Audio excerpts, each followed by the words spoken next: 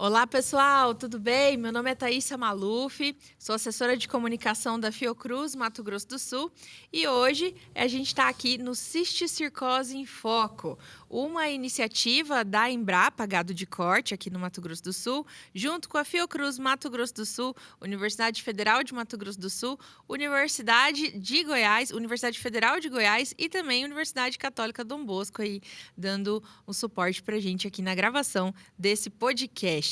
Hoje eu estou recebendo aqui no Cisticircose em Foco, mais uma vez, o professor doutor Flávio Ribeiro de Araújo, que é da Embrapa Gado de Corte. Esse é o nosso 6º episódio, né? E a gente aqui já conversou, já falou bastante sobre cisticircose. E hoje, doutor Flávio, eu quero agradecer a sua presença aqui mais uma vez, porque justamente a gente vai entrar numa parte bem técnica de diagnóstico, né, da cisticircose. Professor Flávio, eu queria começar aqui perguntando para o senhor quais são as proteínas assim que a gente pode recombinar e utilizar nas pesquisas de cisticircose. Então, no nosso projeto, a gente está trabalhando com 2 proteínas, né? Que a gente chama proteínas recombinantes. Essas proteínas, para você ter ideia, elas são produzidas a partir da modificação genética de bactérias, né, para que elas produzam essas proteínas. Então, a gente está trabalhando hoje com 2 proteínas e mais uma fusão dessas 2 proteínas, que seria como se fosse uma terceira proteína.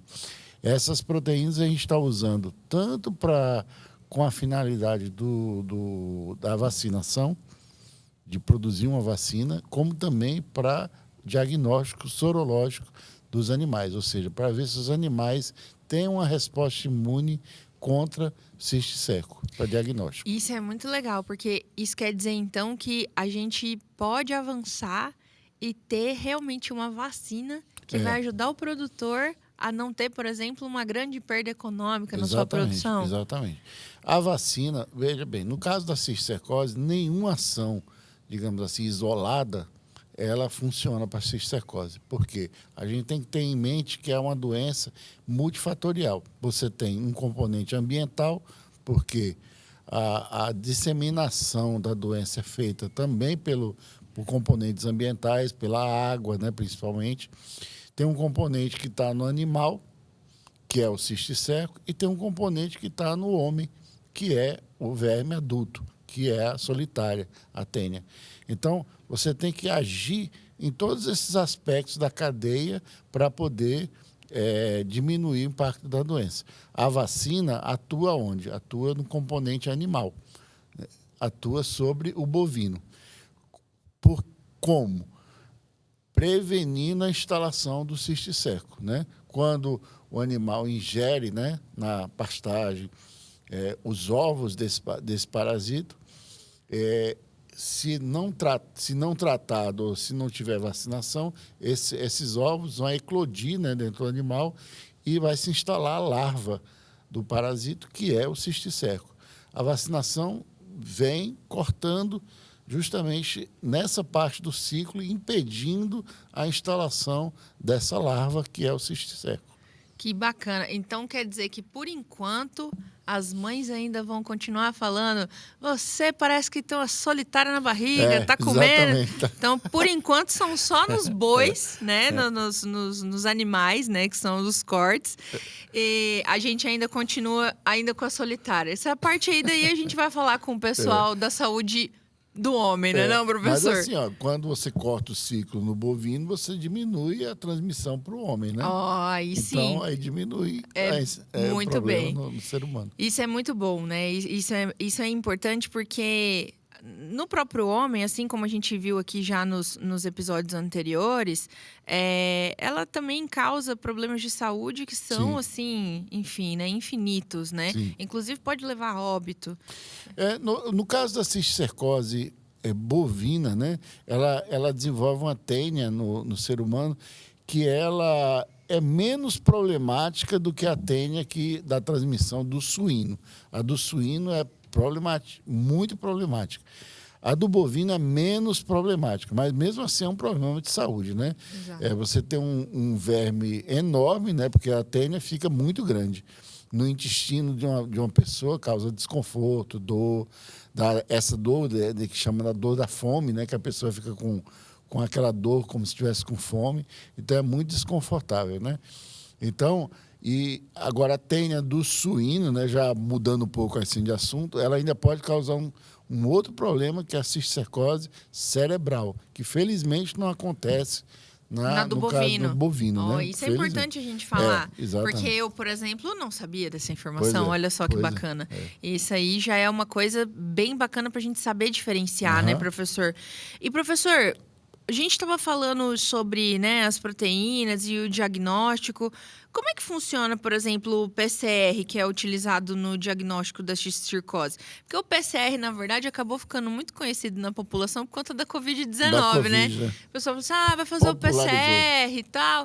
Então, assim, mas isso também existe para cisticercose, no caso do animal? A gente hoje está trabalhando nesse projeto, além do desenvolvimento da vacina, também no sistema de PCR. O que é a PCR? É um método que a gente chama molecular, em que a gente tenta encontrar pedaços do DNA do cisticerco nas lesões que são encontradas no abatedouro. Qual a importância disso? Veja, como é feito o diagnóstico da cisticercose hoje, rotineiramente? É no abatedouro. O médico veterinário acompanha o abate dos animais e ele, em determinados sítios, né, tecidos do animal, ele faz cortes para ver se naqueles cortes se encontra o cisticerco, né? Em determinados órgãos onde o cisticerco é encontrado com maior frequência. Mas acontece assim que a identificação visual ela tem um componente subjetivo, principalmente quando esse cisticerco está em alguns órgãos, como, por exemplo, o fígado. O que acontece no fígado? O cisticerco, quando ele está no fígado, ele tem o animal desenvolve uma reação inflamatória muito forte. E o cisticerco, ele tem a carinha dele, né? Que é aquela bolinha branca, né? E transparente, com a bolinha branca no meio. Aquele é o aspecto do cisticerco que o médico veterinário procura na inspeção. Acontece que esse cisto, com o tempo, o tecido do animal vai montando uma resposta para tentar matar o cisticerco. Isso vai resultando nesse cisticerco ficar calcificado. É como se ele fosse empedrando. Ele vai ficando mais rígido. E isso ele perde essa característica morfológica dele, né, da aparência dele, vai se perdendo. Então, às vezes, quando o cisto está muito calcificado, e isso acontece principalmente no fígado ele muda muito a aparência dele, o médico veterinário pode ficar em dúvida, né, porque tem um componente subjetivo. E o médico veterinário, a função dele no abatedouro é proteger a saúde.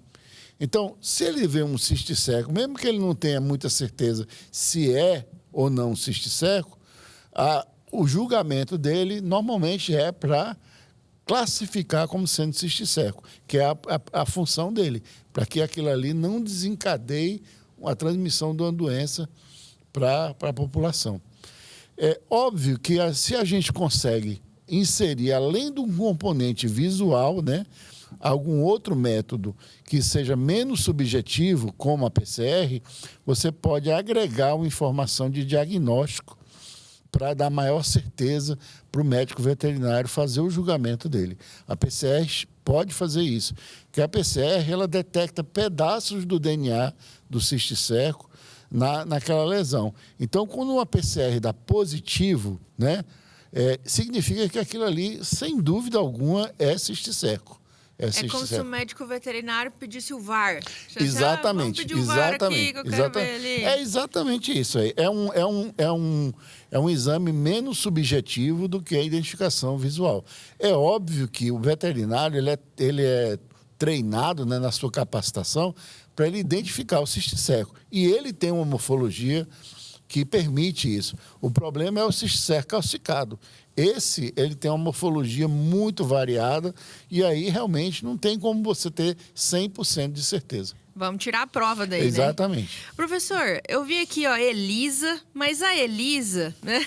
Não é uma gente mulher, não. Assim, então, assim, a Elisa, será que é minha amiga, aquela que trabalhava comigo? Não. Professor, qual é a vantagem do método? Elisa é um método, né, para diagnóstico de cisticircose. O senhor pode explicar pra gente como é que funciona isso? Sim, sim. O Elisa também ficou um pouco popular também com o Covid, porque ele também fazia ELISA para Covid, né?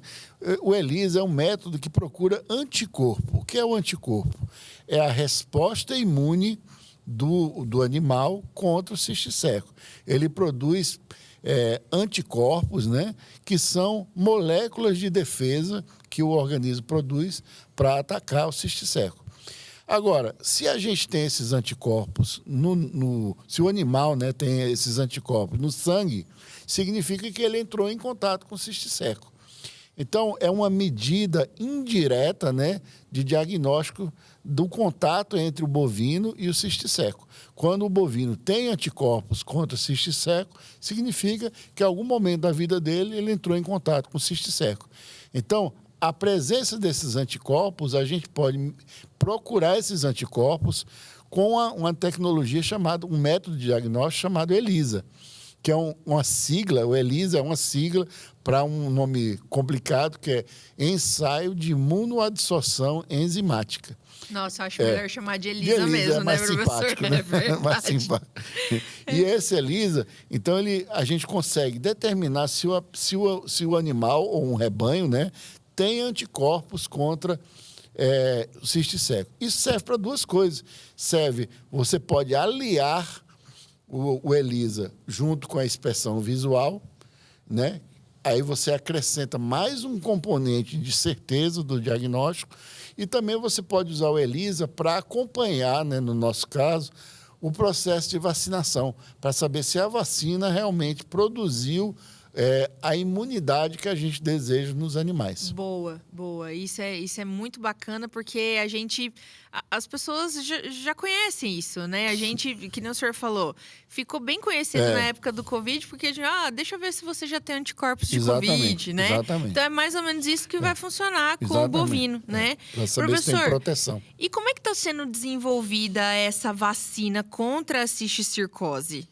Então, como eu falei para você, é uma metodologia já, digamos assim, antiga, mas ela é um pouco complexa de explicar. Mas, basicamente, o que é que a gente faz?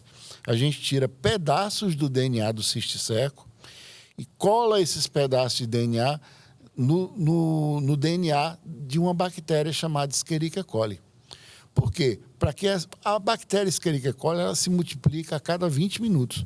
Então, quando a gente faz um caldo nutritivo e bota essa Escherichia coli contendo o material genético do cisticerco, essa bactéria se multiplica e ela multiplica o material genético do cisticerco junto.